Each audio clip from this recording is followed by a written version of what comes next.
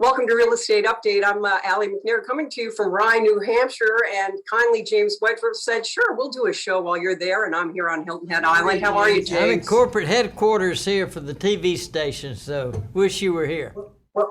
Well, appreciate you're doing the show today. We usually chat beforehand about what you think is important to talk about.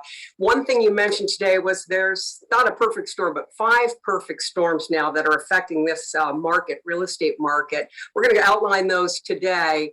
The first one that you wanted to mention was looking at new housing starts and how those numbers have changed nationally. And then we'll bring it down to more of a local level with what's going on.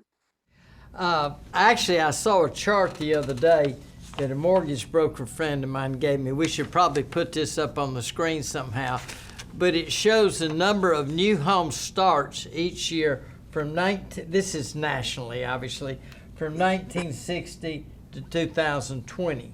And if you take 1960 to 2005, it averaged approximately 2 million new home starts a year. Now, in 2010, that fell to 400,000 new starts a year, and from 2010 to about 2018, it averaged about 600 new home starts a year. So what happened for forever, for 45 years, my lifetime almost, they're building 2 million houses a year in the United States. And all of a sudden, they started building 400, 500, 600, 700,000 new houses. So what you had is the builders, for obvious reasons, the banks wouldn't loan them money, one, they had a severe shortage of new inventory coming on the market. So that's one of the parts of what I call the perfect storms, whereas there just are not enough inventory out there for the number of homes that we normally have. And obviously, you don't have to be an economics major to figure out what happens when you have a shortage of inventory. That's great. Yeah, and I know you're going to get into looking at how really there are more older homes out there that are selling. We're going to bring it down to the Hilton Head level a little bit later on. But you were talking about, too, we've got 2 different, clients or customers looking at real estate now. You started by telling me a little bit about the baby boomers and what's happening with the good old baby boomers in the Northeast and the Midwest. And then we're going to talk about millennials. So talk about that. Let's talk about the baby boomers. By the way, I'm a baby boomer. I'm not going to tell you how old I am. I was born between 1946 and 1964, so I qualify. I'm a baby boomer too. Don't James, admit so it. Don't admit it. I can admit it. You can't. There are 76 million baby boomers. 10,000 baby boomers a day retire. Now, those baby boomers are a little different from their parents. Their parents live in the same house forever and none of them ever moved. But the baby boomers are much more likely to move. So what we're seeing is a migration from the Northeast and the Midwest to what I call the South Coastal areas, which would be Florida, Georgia, South Carolina. A migration because of the weather, low taxes, and all kind of other factors. But they're moving this area. So you had a situation where there are less homes available. Then you got the baby boomers sucking up those homes. And then another factor that has just crept in the last, year is millennials, or Gen X's, or commonly referred to as kids that grew up on the computer from infant on up. They're purchasing their first homes. They're reaching the age of 30, and 30 is about the time people purchase their first home. I purchased my first home at 28, so it's right in that ballpark. So what they're doing, they're putting pressure on the market from the bottom end. The boomers putting pressure on the top end.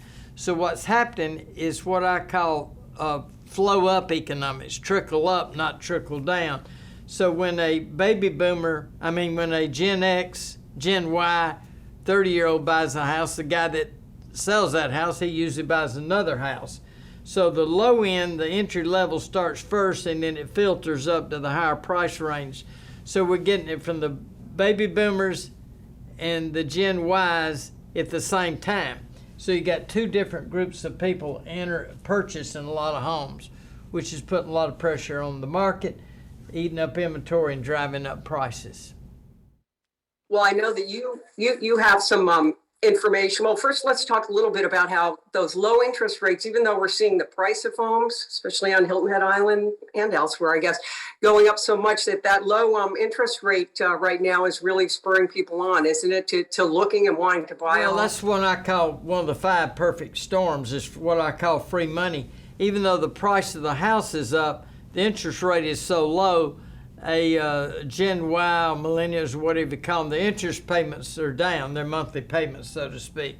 So that's stimulated the market because interest rates, I can remember when they hit 12% and all the realtors were so excited because we had 12% interest rates.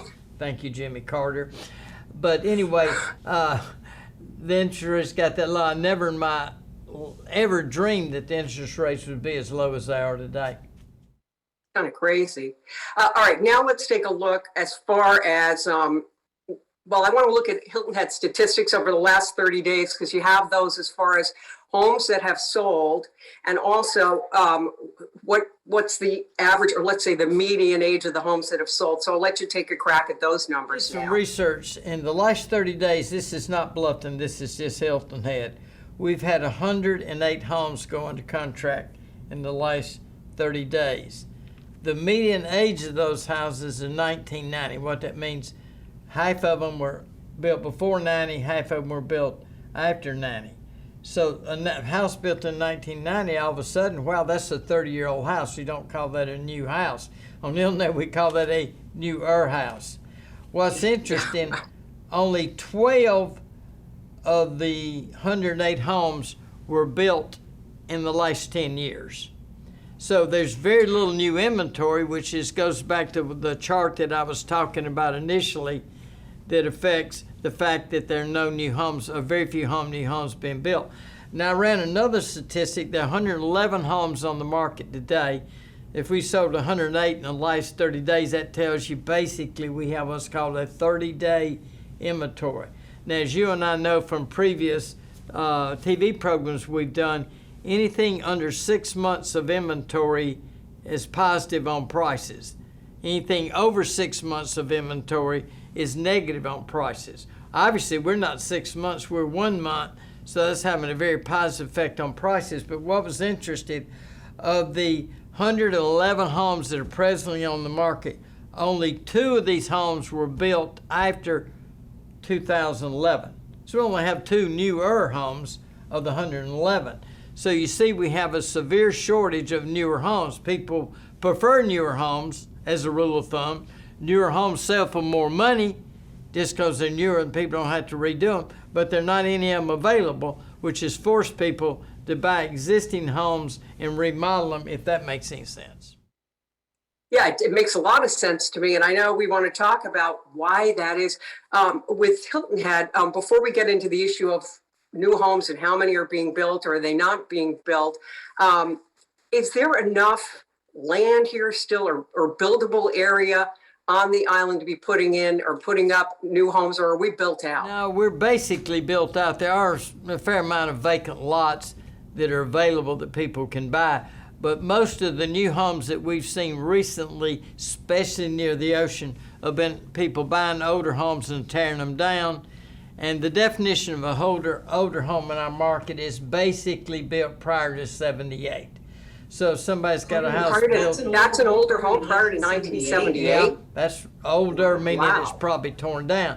The house built in 90, people probably won't tear that down. We've had some torn down, but as a rule of thumb, a house in 1990 or 95 and 96, people go and remodel. But most of the homes, especially near the beach or on deep water, Calabogie, Brahms Point, near the ocean in Sea Pines, Palmetto Dunes, or North Forest Beach, the homes built prior to 78, most of those homes are being torn down and newer homes are being built. Not all of them, but that's a pretty good idea of the way that works. Well, Well, I know you and I also, we did a lot of chatting beforehand this time. We always do, because I find what you have to tell me is interesting, but we're going to talk after the break about new construction. Are we seeing a lot? Are we not? You know, I might think there's a lot going on in Long Cove where I am, or you may tell me differently. But because you mentioned kind of buying a home that's older and fixing it up, are those companies or guys that do the remodeling and gals really busy right now? I mean, there's got to be a backlog of requests for people to do that with all these homes